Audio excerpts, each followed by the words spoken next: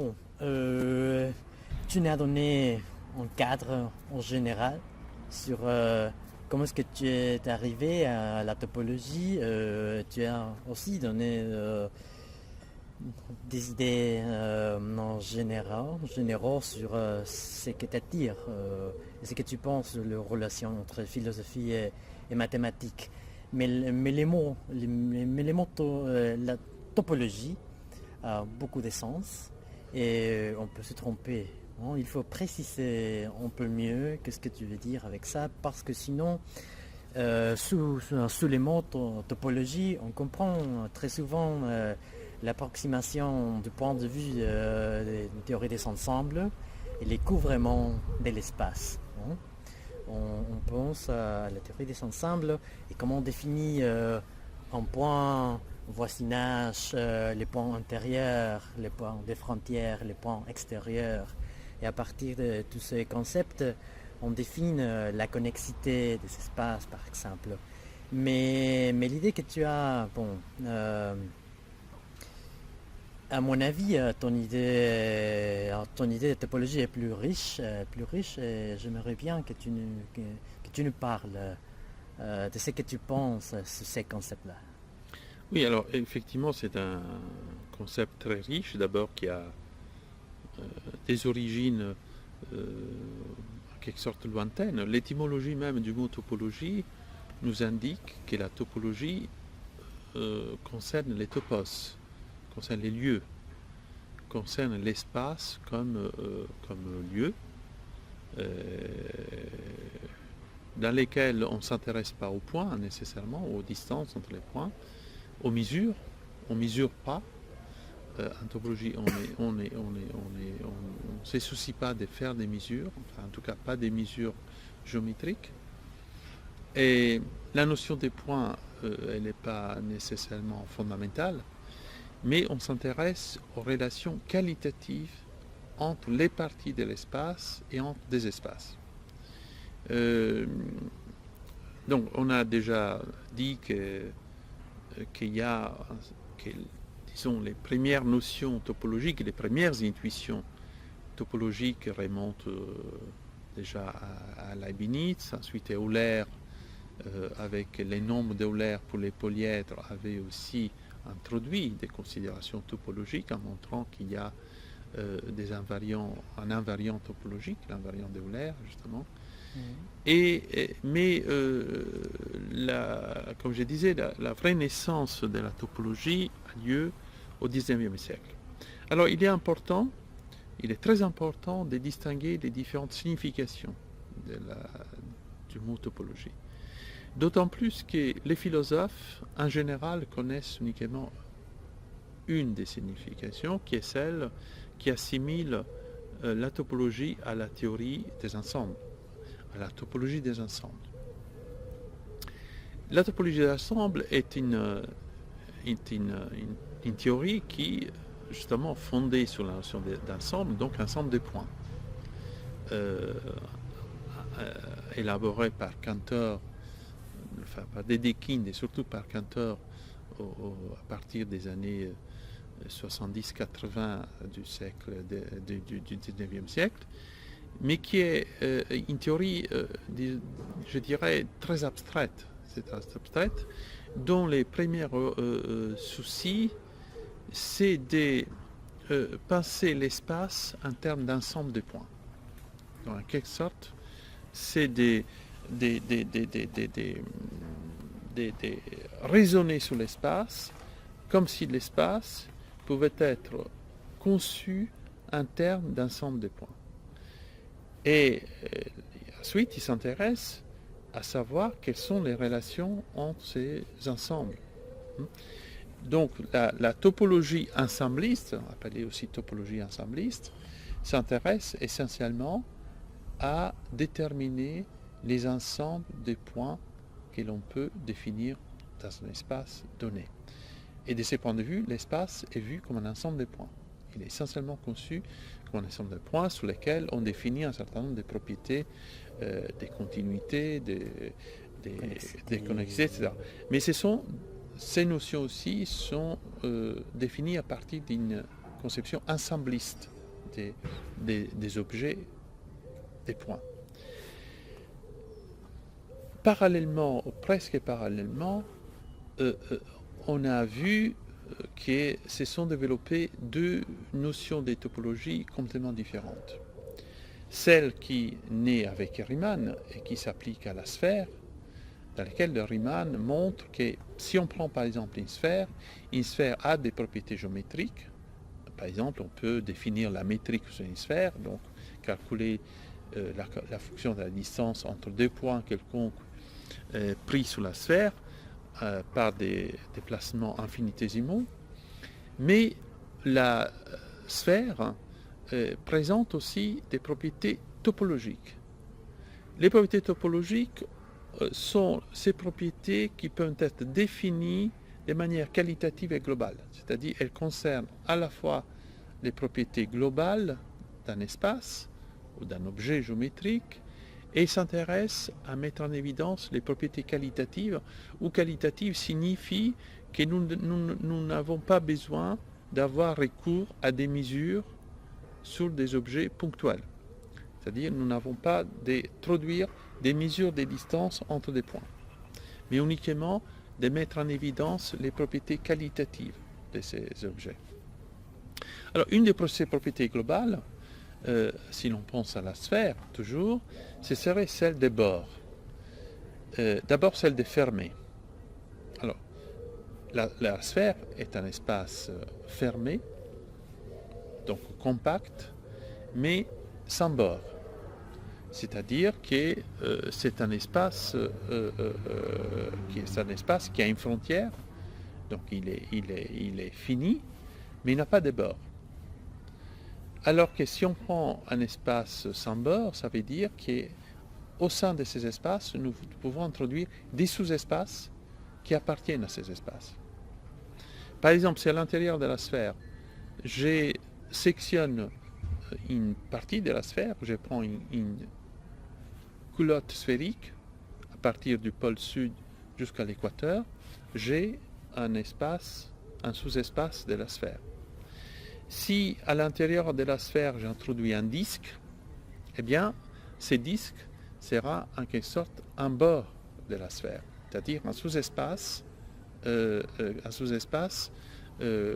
la sphère.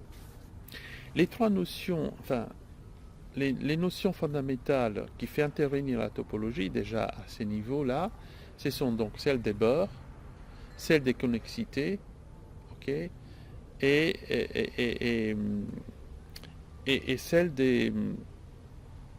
d'orientation. Voyons de plus près qu'est-ce que ça signifie ces trois notions. Alors, les espaces peuvent être classés en des espaces sans bord, comme par exemple la sphère, comme toutes les sphères qui ont une frontière finie, comme tous les espaces qui ont une frontière finie, un ellipsoïde, etc.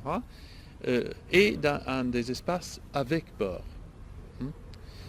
Et déjà la notion de bord est très intéressante en soi parce que elle permet en quelque sorte de faire cette opération dont on parlait tout à l'heure, c'est-à-dire d'imaginer qu'à l'intérieur d'un espace, nous pouvons en quelque sorte créer un autre espace. La notion de connexité est aussi très importante parce que elle nous permet d'avoir accès à ce qu'on pourrait appeler des degrés de complexité intrinsèques dans l'organisation de cet espace. Nous en avons dit déjà quelques mots tout à l'heure. Par exemple, la connexité, ça veut dire qu'étant donné deux portions de cet espace, il s'agit de comprendre quelles sont les possibilités de relier ces deux portions entre elles. Plus précisément, si on a deux points dans cet espace, sur la sphère par exemple, quels sont les chemins possibles entre ces deux points?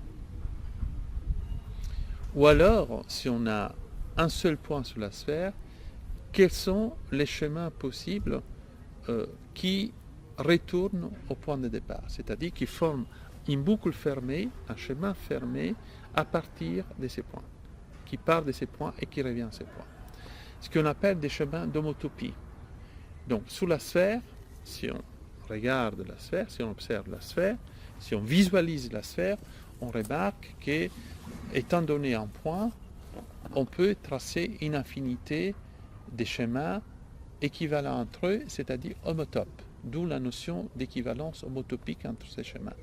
Mais c'est là, si d'un côté très intéressant, parce qu'on comprend qu'on peut emprunter plusieurs schémas pour retourner au même point, de l'autre c'est assez trivial et assez pauvre, parce qu'il introduit une notion de répétitivité et une notion en quelque sorte de fixité, c'est-à-dire que quels que soient les schémas, on revient toujours au même point. C'est comme s'il y avait un point qui avait une position absolue. C'est une sorte d'aleph de Borges qui consisterait à penser que ce point est un peu l'aleph, c'est un peu le secret de l'espace. Tout revient à ces points. Tout peut être ramené à ces points. C'est comme Cantor qui pensait que tout peut être ramené à la notion d'ensemble. Et que d'ailleurs cet ensemble, les nombres transfinis par exemple, étaient une création divine. Et les nombres transfinis, on sait qu'ils jouent un rôle fondamental dans la théorie des ensembles. Mais si on pense qu'il y a des espaces dans lesquels les chemins ne reviennent au même point, et que donc il y a plusieurs types de boucles fermées, et qu'il n'y a pas une seule classe des schémas, eh bien, évidemment, on introduit une notion de connexité beaucoup plus riche. C'est-à-dire qu'au lieu d'avoir un espace simplement connexe, comme dans le cas d'une sphère, on a des espaces qui seraient multiconnexes. Multiconnexe, ça vient du mot multitude. C'est-à-dire qu'il y aurait une multitude de schémas possibles, chacun de ces schémas constituant une classe d'équivalence qualitativement différente et une autre classe d'équivalence. Déjà, les torts, de ce point de vue, nous donne une image beaucoup plus riche de ce qui nous donne les torts par rapport à cette notion. Si nous prenons un tort, comme on disait avant, on peut distinguer trois types de classes d'équivalence représentant des schémas, des courbes fermées, qualitativement différentes. Et c'est très important parce que l'une de ces courbes est totalement triviale, c'est un cercle fermé, une orbite fermée que l'on trace sur la surface de la sphère. Une autre, c'est une boucle qui passe par les disques internes de la sphère. Et une autre, c'est une boucle qui passe à la fois à l'intérieur et à l'extérieur du tore. Donc, on voit bien qu'il y a un changement qualitatif de ces schémas. Donc ça, c'est extrêmement important pour comprendre qu'un espace, au point de vue topologique, n'est jamais égal à notre espace au point de vue qualitatif. C'est-à-dire que les propriétés à la fois globales et qualitatives de cet espace peuvent changer profondément. L'autre notion, c'est celle d'orientation, qui est aussi une notion globale, topologique, et donc qui introduit une différenciation qualitative fondamentale dans les espaces. La notion, les espaces généralement peuvent être classifiés en deux catégories de ce point de vue. Des espaces orientables, dans lesquels on fixe un sens de l'orientation privilégiée, et toutes les surfaces régulières, les espaces homogènes isotropes sont orientables. La sphère est orientable, soit on fixe un sens horaire, soit on fixe un sens antihoraire. Tous ces espaces, disons, un cylindre c'est orientable. Les polyèdres sont orientables. Ils ont une orientation, c'est-à-dire que si on a un observateur, eh bien cet observateur pourra fixer une orientation privilégiée qui lui donnera les sens par lesquels il va parcourir va parcourir tous les déplacements dans cet espace. Il y a en même temps des espaces qui sont non orientables. Par exemple, comme les rubans de Möbius, comme la bouteille des Klein, comme l'espace projectif complexe et d'autres espaces encore plus complexes qu'on ne va pas citer ici, mais il y a toute une catégorie d'espaces qui ne sont pas orientables. Qu'est-ce que ça veut dire qu'ils ne sont pas orientables? Ça veut dire qu'on ne peut pas choisir un sens privilégié d'orientation. Ça veut dire que si nous partons d'un point, nous ne pourrons pas retourner exactement à ces points après avoir parcouru, disons, une courbe dans cet espace. Pour prendre l'exemple des Robert de Möbius, si nous partons d'un point, la Robert de Möbius est une surface monolatère, c'est-à-dire que contrairement à tous les espaces orientables, elle est faite d'une seule surface. Et si nous prenons un point sur cette surface et nous parcourons un chemin, on ne reviendra pas au même point, mais on reviendra à un point et en plus avec les sens d'orientation inversés. Pourquoi ça? Parce que cet espace a la caractéristique d'avoir une torsion. Cette torsion modifie, inverse les sens de l'orientation. C'est-à-dire qu'elle introduit, comment dirais-je, une pluralité d'orientation possible dans cet espace. On peut ajouter des flèches voilà. Et parcourir l'espace du ruban. Exactement. Et donc, si tu veux, on peut les voir par la notion, par exemple, des fibrés. Si l'angle est toujours tangent au fibré, par exemple un disque, ben, ça veut dire que l'espace est orientable. Si par contre, les plans tangents, à un moment donné, changent, il n'est plus tangent à la courbure, c'est que l'essence d'orientation a changé entre-temps, lors du parcours de la courbe. Cette notion est vraiment une notion qualitative, parce qu'elle modifie la position de l'observateur dans cet espace, elle introduit des nouveaux degrés de liberté pour observer les phénomènes. Ça voudrait dire qu'il n'y a pas un sens privilégié, par exemple, et un seul degré de liberté, mais qui... Pour parler, par exemple, de l'intérieur et l'extérieur. Voilà, par exemple, on pourrait passer de l'intérieur à l'extérieur. On pourrait imaginer que, si on prend par exemple la bouteille des Klein, et qu'on on va de l'extérieur à l'intérieur, lors de cette opération, les sens d'orientation peuvent être changés. Mais la chose importante aussi, c'est que cette non-orientabilité de l'espace provient d'une propriété géométrique intrinsèque de l'espace, qui est la torsion. Une torsion, c'est ce qu'on appelle une double courbure. Un espace, intrinsèquement, comme avait déjà montré Gauss, peut être caractérisé par une courbure intrinsèque. Une courbure, c'est une quantité interne à la surface qui permet de caractériser sa déviation, son éloignement, sa déviation par rapport à la géométrie euclidienne. Plus un espace est courbe, plus il s'éloignera, il s'écartera de son caractère euclidien. Mais la torsion ajoute quelque chose de nouveau à la courbure, parce que l'espace, disons, il a un changement de phase. C'est-à-dire la torsion se fait toujours autour d'un angle, et ça comporte un demi-tour qui peut être répété, devenir un tour, deux tours, etc. Suivant donc la torsion. Plus on fait des demi-tours d'un objet autour de son axe central, vertical ou d'un autre axe, et bien plus l'objet sera torsadé. Et un objet torsadé, il a une géométrie qualitativement différente par rapport à un objet qui n'est pas torsadé. Par exemple, si tu prends, pour aller dans un autre domaine, l'architecture, une colonne non torsadée, une colonne linéaire, verticale, n'a pas la même géométrie, la même structure qu'une colonne torsadée, avec torsion. Par exemple, la torsion modifie la distance entre les lignes, entre les points, modifie l'allure des courbes dégénératrices de la torsion.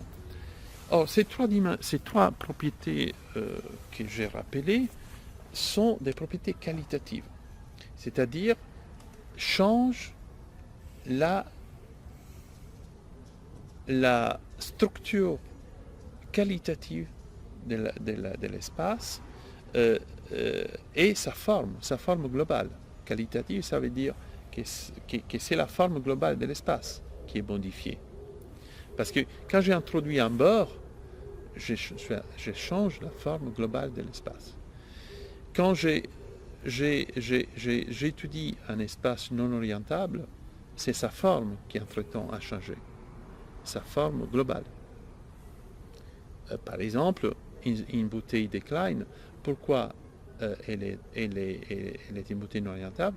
Parce que elle ne peut pas être plongée en R3, mais en R4, du fait qu'en R3, il y aurait une singularité, précisément un nœud qui apparaît, qui surgirait, en fait, qui jaillirait, qui empêcherait de visualiser, de les plonger en R3. C'est-à-dire, on pourrait les faire, mais on obtiendrait un espace complètement singulier, avec une singularité, donc on ne peut pas les plonger. C'est un moustique, attention. C'est la première fois que j'en vois. C'est l'heure, probablement. Et donc, pour moi, cette vision de la topologie qui s'est développée surtout au sein de la géométrie algébrique et de la topologie algébrique et de la topologie différentielle est fondamentale parce qu'elle modifie complètement notre vision de l'espace au sens que nous pouvons passer d'un certain type d'espace avec un certain type de propriétés globales, qualitatives, à un autre espace qui a des propriétés qualitatives différentes.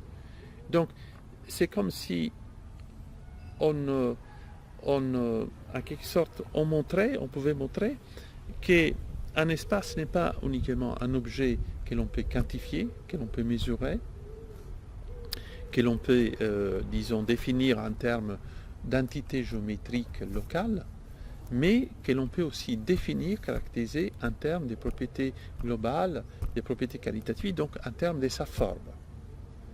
Et la forme, c'est quelque chose qui change radicalement notre vision et notre perspective de l'espace. Aucun philosophe, à vrai dire, s'est intéressé à la forme de l'espace, la forme globale de l'espace. En tout cas au XIXe siècle, mais même au XXe siècle, il n'a jamais réfléchi sur l'importance philosophique, à ma connaissance, que peut avoir cette notion des formes qualitatives, des formes globales, d'un point de vue philosophique. Et l'intérêt philosophique est multiple de cette conception topologique de l'espace. Le premier intérêt, c'est que on peut vivre dans un espace qui a, dans lequel les propriétés métriques restent les mêmes, mais dans lesquelles les propriétés qualitatives changent. Et cela évidemment a des conséquences, par exemple, sur la phénoménologie de l'espace, sur la perception de l'espace.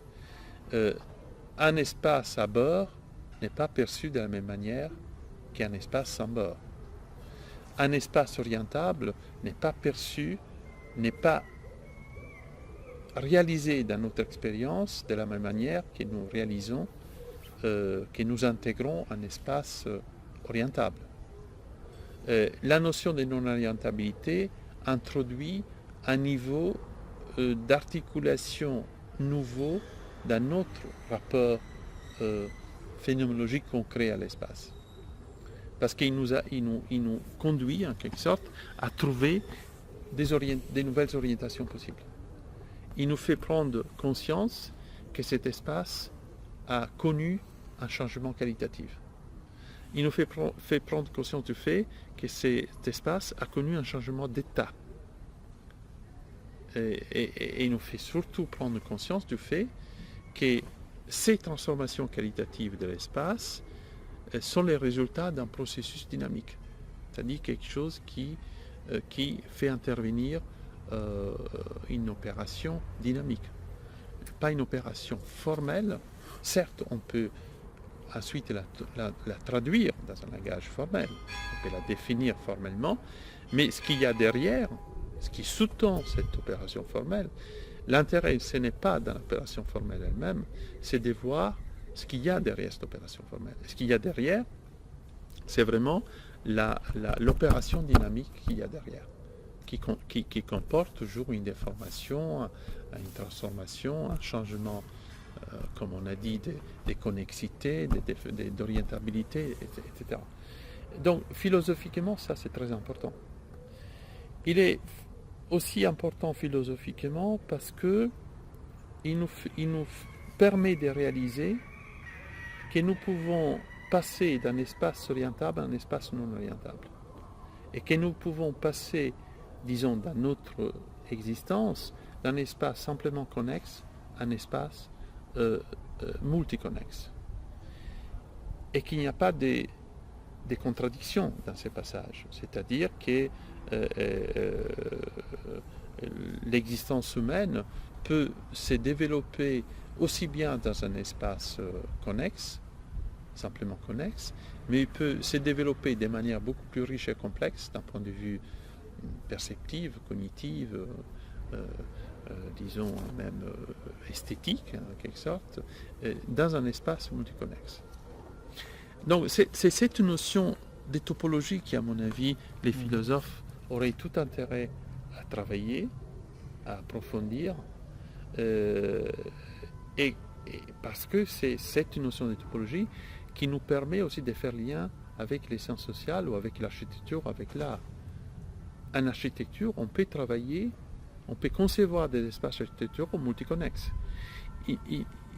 Imagine une ville, la structure d'une ville.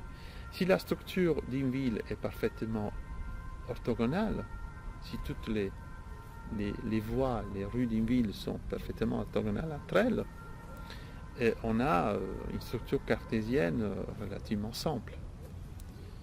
Si dans une ville, on a disons, des chemins qui se répètent toujours, ce n'est pas très intéressant du point de vue de l'exploration de la ville. Si dans une ville, on a, disons, des espaces qui sont toujours finis sans création de nouveaux sous-espaces dans cet espace, c'est que, évidemment, il y a un défaut ou un déficit de créativité, d'imagination dans cette ville. Créativité des nouveaux espaces, des nouveaux lieux, des nouveaux lieux de vie, des nouvelles articulations, des nouvelles interactions. Donc je pense que ces notions de la topologie qualitative, de la topologie conçue en ce sens, sont très importantes pour repenser aussi la notion, par exemple, d'espaces habités au sens de l'espace habité d'une ville, de l'espace habité dans un autre lieu ou dans une autre dimension. Restons dans l'exemple de la ville, que ça me paraît tout à fait intéressant et très étonnant parce que en effet, la structure de la ville liée à l'expérience vécue et à la manière d'habiter en général. Mais je me demande, est-ce qu'il y a des trous dans la ville? Est-ce qu'il y a... Je t'explique ensuite pourquoi est-ce que je pense à ce concept. Il y a une notion que je trouve de particulière importance dans ton travail, et c'est celui de la contrainte. Ça veut dire, tu as déjà parlé des rôles fondamentaux d'un trou, d'un espace. Ça veut dire qu'il devient plus riche, plus intéressant parce que les chemins possibles dans cet espace-là nous donnent plus de degrés de liberté. Non? C'est plus complexe et donc plus riche.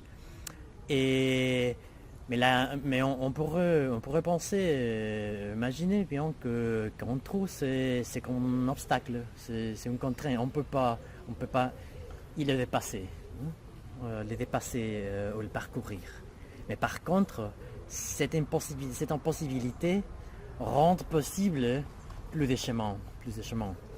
Dans la ville, il y a des monuments ou des centres qui ne sont pas directement habités, mais qui jouent le rôle d'un endroit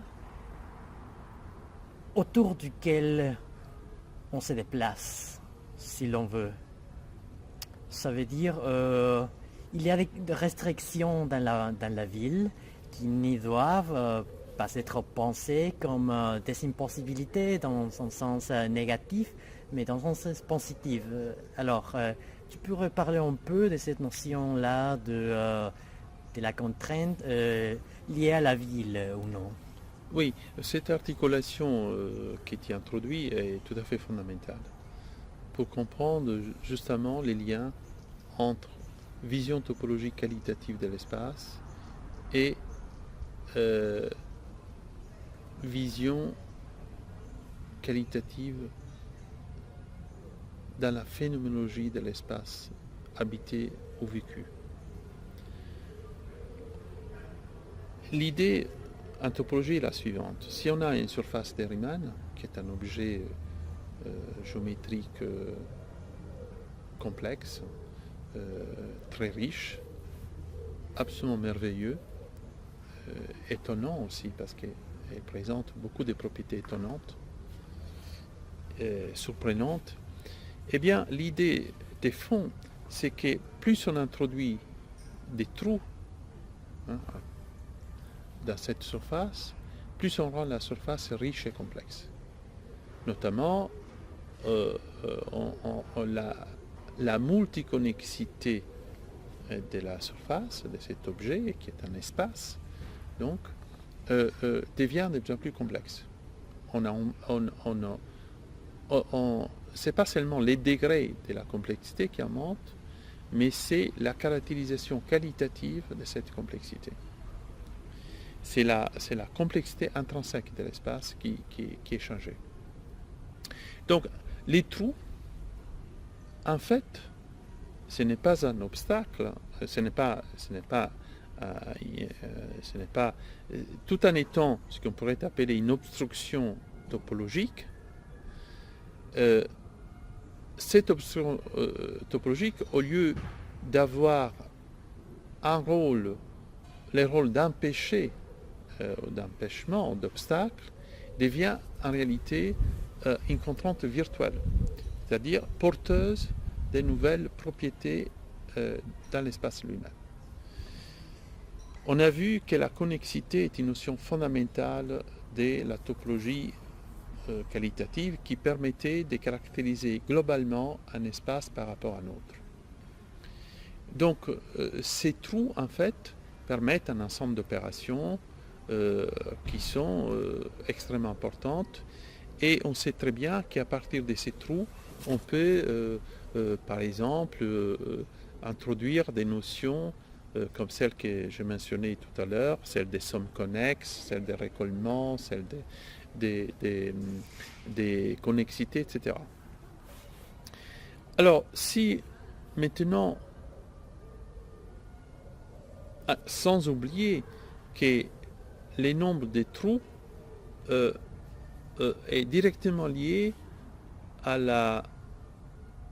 au nombre de paramètres et au nombre d'états possible d'un phénomène physique. Si par exemple, d'un système dynamique en particulier, si par exemple on prend un système dynamique et on l'étudie à partir de cet espace, eh bien, un système dynamique qui tracerait plusieurs types d'orbites dans cet espace serait un système dynamique présentant justement des propriétés beaucoup plus riches qu'un système dynamique, par exemple une toupie, qui tracerait uniquement un mode simple de mouvement dans cet espace. Mais l'articulation doit se faire aussi avec ce qui est appelé un espace d'une ville, un espace habité. Une ville, c'est un espace habité, dans lequel interviennent des nouvelles dimensions qui sont la dimension physiologique, psychique, cognitive et esthétique et d'autres dimensions. À quoi on pourrait assimiler les trous des surfaces de Riemann, donc de cet objet topologique dans une ville? Et comment les penser, comment les conceptualiser? Imaginons une ville dans laquelle il y aurait très peu de places, des jardins et des fontaines dans cette place, des espaces verts, etc. Ou des parcs, ou des monuments, ou des musées, etc. Mais prenons surtout les places et les espaces verts. Donc, une ville avec très peu d'espaces verts et très peu de places serait un objet, une surface de Riemann, un objet géométrique, topologique, relativement simple, relativement linéaire, monotone et peu riche du point de vue de l'expérience humaine. Si on introduit maintenant et on conçoit que dans cette ville, on peut avoir beaucoup de places. D'ailleurs, déjà les anciens pensaient que la place était un lieu où s'est déroulée la vraie vie des hommes, hein, où s'est déroulée la complexité de la vie humaine. Parce que c'est là qu'on interagissait, qui ont conversé, qui ont discuté, qui ont se connaissaient, etc. Maintenant, si on introduit beaucoup de places et beaucoup d'espaces verts dans la ville, c'est comme si, et qu'on assimile ces espaces verts, ces places à des trous. Ces espaces-là, ces lieux, ne sont pas des obstacles, mais ce sont des lieux et des comment dirais-je, des espaces spécifiques qui enrichissent la ville d'une géométrie et d'une topologie qualitativement beaucoup plus riche et plus complexe par rapport à une ville où il n'y aurait pas. Si nous prenons par exemple une ville dans laquelle les rues s'organisent et se structurent, comme je disais, de manière parfaitement perpendiculaire, donc en formant une sorte de quadrillage orthogonal, hein, eh bien, c'est peu intéressant. Si nous prenons par exemple au contraire une ville dans laquelle il y aurait plusieurs types d'orientation dans les rues, dans les petits chemins, dans les petites ruelles, et plusieurs orientations en même temps dans un sous-espace de cette ville, et en même temps dans chacune de ces ruelles, imaginons, il y aurait une place, un espace vert, un centre culturel, un lieu de jeu, etc. Eh ben, c'est évident que cette structure de la ville, cette organisation géométrique de la ville acquiert une topologie qualitative très importante au point de vue de la phénoménologie, au point de vue de la vie des gens dans cette ville. C'est-à-dire que la richesse, en fait, et la complexité topologique dans l'organisation de la ville se traduirait immédiatement dans une richesse et une complexité dans la vie des gens et dans les liaisons entre ces modes de vie. Moi, je pense qu'une ville doit s'éloigner d'une géométrie purement quantitative, c'est-à-dire où on s'intéresse uniquement à définir les distances entre entre les points. On s'intéresse à optimaliser les temps de parcours d'un point à l'autre, en oubliant tout le reste. C'est-à-dire, les mots d'ordre dans cette géométrie seraient celles d'une optimisation du temps et des distances et des schémas à parcourir. Mais cela, au fond, serait en même temps un appauvrissement important de la vie et de la dimension phénoménologique dans cette ville. Ce qu'il faut faire, c'est introduire des singularités, des lieux de singularités, par exemple ces lieux dont on parlait, les places, les jardins, les centres culturels, les lieux d'art, les monuments, etc., qui, en singularisant la ville, en la singularisant topologiquement, c'est-à-dire en introduisant une multiplicité des lieux différents, contribuerait aussi à créer une multiplicité des modes de vie, des perceptions, des points de vue et des relations humaines. Les villes les plus pauvres sont celles où l'espace n'est pas essentiel pour la vie des gens, où l'espace est toujours égal à lui-même, où les cafés sont toujours égaux à lui-même, où les jardins sont tous faits de la même façon, où les places sont des places euclidiennes, rectangulaires, circulaires ou autres, où il n'y a aucune singularisation au niveau géométrique et topologique, donc phénoménologique. Eh bien, la richesse et la complexité de l'existence humaine et la possibilité d'entrelacer ces expériences humaines provient précisément de la richesse topologique de la ville, dans l'articulation de la ville, et de ça, et de la capacité d'introduire des singularités, des singularisations dans cette structure. Donc, moi je pense qu'il faut revenir à une conception des villes multiples, riches, plurielles, dans lesquelles on réinvente l'espace, on réinvente complètement la conception géométrique qui sous-tend l'architecture de cette ville, en vue de multiplier, enrichir, pluraliser les modes de vie, les modes d'existence, et donc d'enrichir les expériences humaines dans cette ville.